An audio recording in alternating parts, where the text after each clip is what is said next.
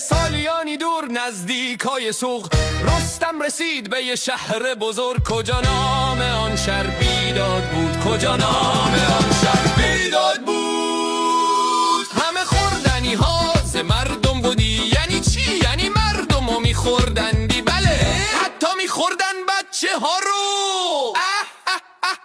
همه خوردنی ها ز مردم بودی. پری چهره ای هر زمان گم بودی. ایرانیا تا فهمیدن یهو خیلی ترسیدن. رستم 3000 زره دار و سوار با گستم فرستاد سمت دژ آدم خورا. پادشاه شهر کافور بود، قیافش خیلی ناجور بود. آخ آخ کافور بود. کافور وقتی که گستم دید با تمام توان فریاد کشید. گشت تازه تیر بارون، تیر بارون، تیر بارون.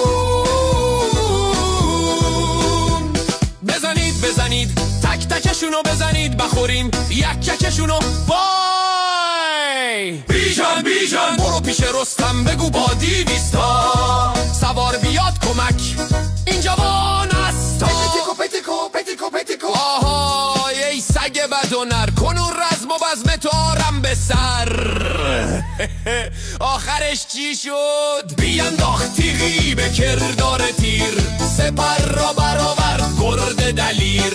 عمودی بزد بر سرش پور زال، ابر هم شکستش سر و تر گویال.